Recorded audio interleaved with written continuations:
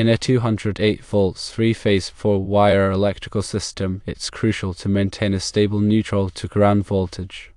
A reading of 0 volts at the main service is ideal, but when voltage appears downstream, such as 3 volts at a distribution panel, and this is causing sensitive equipment like UPS units to malfunction, it indicates a problem that requires systematic investigation.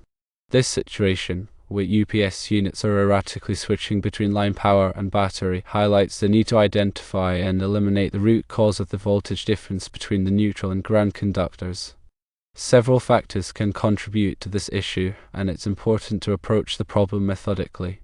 Firstly, loose neutral connections are a common culprit. A loose or corroded connection anywhere in the neutral path, from the main service to the affected panel or even at the UPS connections themselves, can create impedance. This impedance causes a voltage drop when current flows through the neutral, resulting in a voltage difference between the neutral and ground. The ground conductor is bunted to the neutral at the service entrance, so any voltage on the neutral relative to that point will appear as neutral to ground voltage at other points in the system. Secondly, ground loops can also cause neutral to ground voltage. A ground loop occurs when there are multiple paths for ground current to flow, creating circulating currents that can induce voltage potential differences between equipment. This is more common in systems with interconnected equipment where grounding paths are not properly managed. Thirdly, transient voltages caused by events such as lightning strikes or the operation of certain types of equipment like variable frequency drives can introduce voltage spikes and fluctuations in the system. These transients can affect the neutral to ground voltage and disrupt the operation of sensitive equipment. Fourthly, a faulty UPS itself may be the cause. Internal component failures within the UPS can sometimes inject voltage onto the neutral or ground conductors, leading to the observed voltage difference. Fifthly, induced voltage from nearby electromagnetic fields can also create a neutral to ground voltage. This is more likely to occur if the wiring is run in close proximity to sources of electromagnetic interference, such as large transformers or high current conductors. To effectively troubleshoot the issue, follow these steps. 1. Perform voltage measurements at multiple points in the system. Use a high-quality digital multimeter to measure the neutral to ground voltage at the main service, the affected distribution panel, and at the input and output of the UPS units. Record these measurements and compare them to identify the source of the voltage difference. 2. Visually inspect all connections. Carefully examine all neutral and ground connections at the main service, distribution panel, UPS units, and any other relevant equipment. Look for loose wires, corroded terminals, signs of overheating, or any other damage that could indicate a poor connection. 3. Verify the grounding system. Ensure that the grounding system is properly installed and connected according to the National Electrical Code (NEC). Check that the ground rods are properly driven into the earth and that the grounding conductors are securely connected to the ground bus in the panel. Measure the ground resistance using a ground resistance tester to verify its effectiveness. A high ground resistance can indicate a problem with the grounding system. 4. Inspect for surge protection. Check for any surge protectors installed in the system and verify that they are functioning correctly. Surge protectors can sometimes fail and introduce noise or voltage fluctuations into the system. 5. Isolate and test the UPS units. Disconnect the UPS units from the system and test them individually. Use a UPS tester or a multimeter to check the input and output voltage, frequency, and waveform.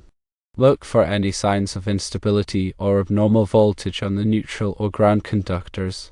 6. Investigate electromagnetic interference.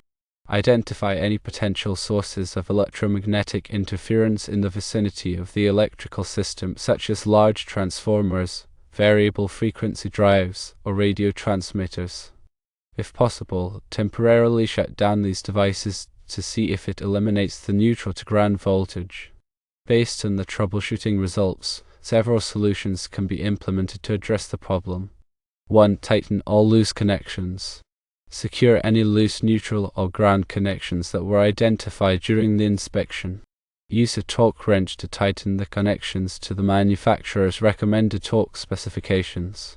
2. Break ground loops. If a ground loop is identified, take steps to eliminate it. This may involve isolating the grounds of interconnected equipment or using isolation transformers to break the ground loop. Grounding capacitors can also be used in some cases to mitigate ground loop currents. 3. Eliminate transient voltages. Install surge protectors at the service entrance and at sensitive equipment to protect against voltage surges and transients. Ensure that the surge protectors are properly grounded and rated for the appropriate voltage and current levels. 4. Replace faulty UPS units.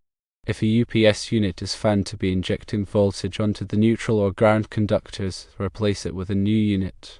Ensure that the new UPS is properly grounded and compatible with the electrical system. 5. Mitigate electromagnetic interference. Shield cables from interference sources by using shielded cables or running them in metal conduit.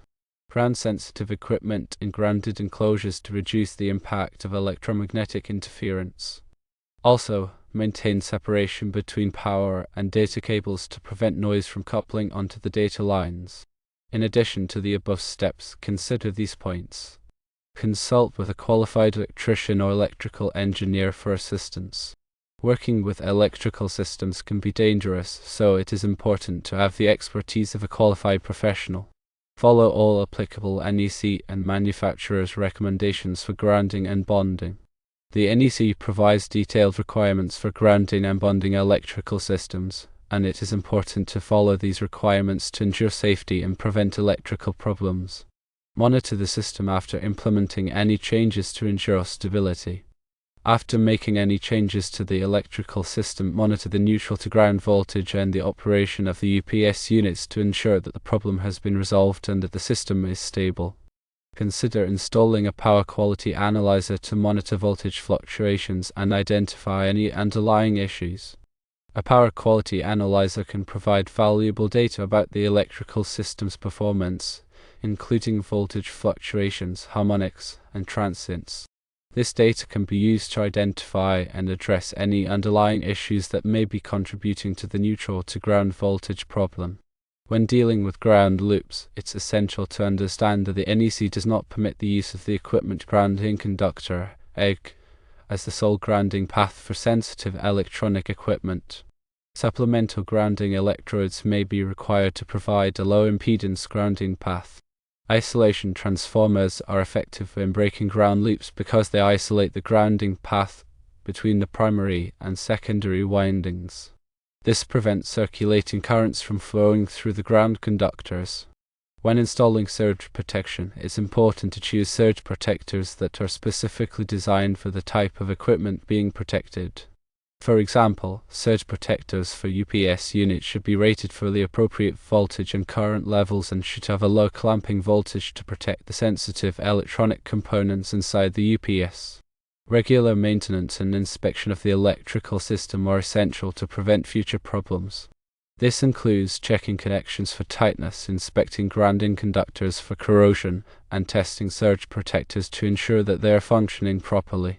In summary, addressing a neutral to ground voltage issue in a 208 volts three-phase system requires a systematic approach that includes careful voltage measurements, visual inspections, grounding system verification, and testing of equipment.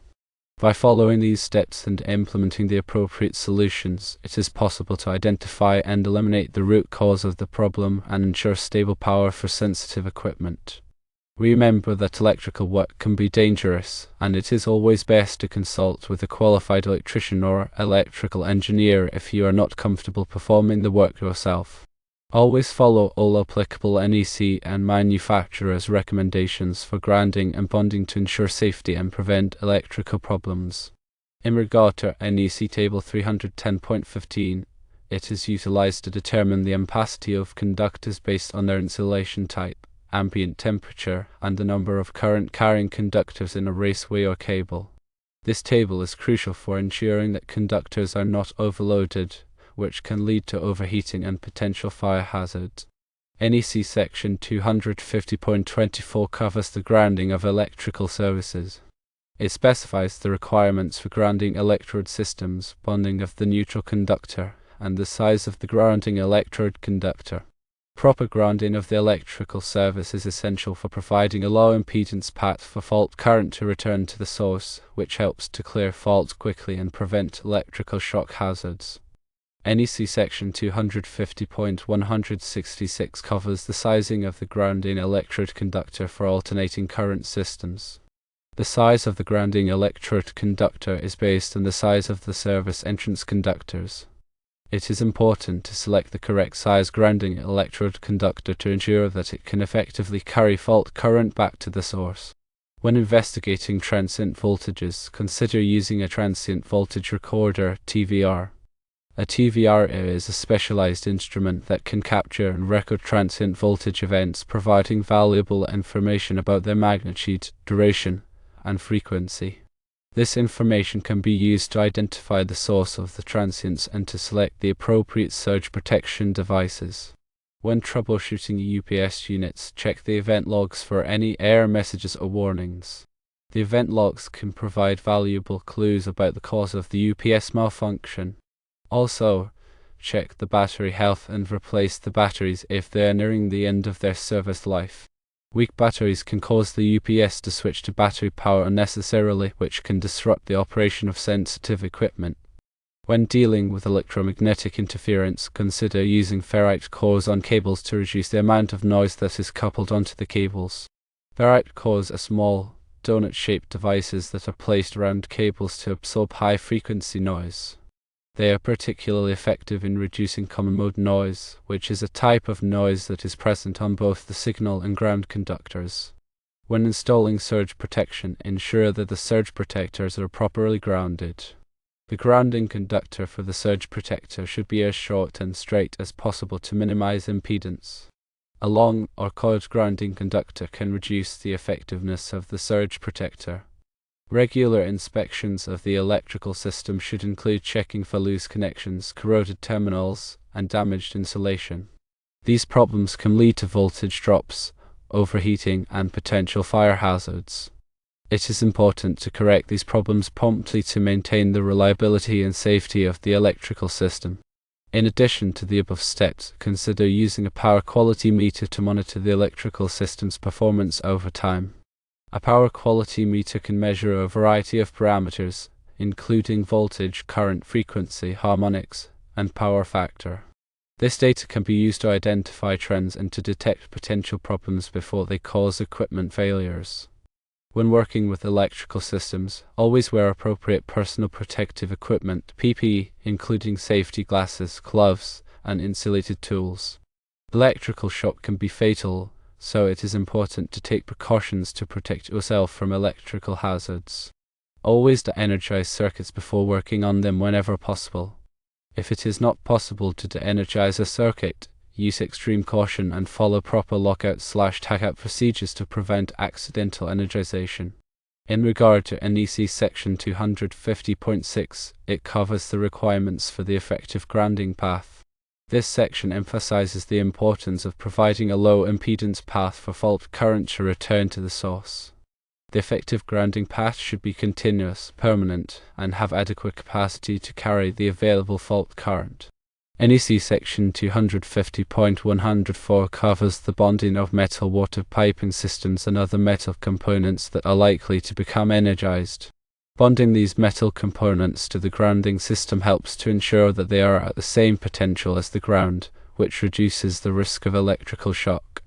NEC Section 300.3 covers the requirements for the installation of conductors in raceways and cables. This section specifies the types of raceways and cables that are permitted for different applications, as well as the requirements for directing conductors when multiple current-carrying conductors are installed in a raceway or cable. When investigating neutral to ground voltage problems, consider using a harmonic analyzer to measure the harmonic content of the voltage and current waveforms. Harmonics can cause a variety of problems, including overheating of equipment, voltage distortion, and interference with sensitive electronic equipment. If harmonics are present, it may be necessary to install harmonic filters to reduce their impact on the electrical system. When troubleshooting UPS units, check the battery charging system to ensure that it is functioning properly. A malfunctioning battery charging system can cause the batteries to overcharge or undercharge, which can shorten their service life and reduce their ability to provide backup power. When dealing with the electromagnetic interference, consider using fiber optic cables for data transmission.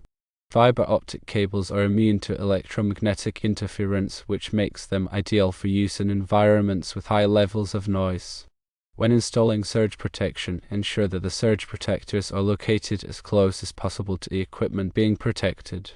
This will minimize the length of the wiring between the surge protector and the equipment, which will reduce the amount of voltage that can be induced into the wiring by transient voltage events.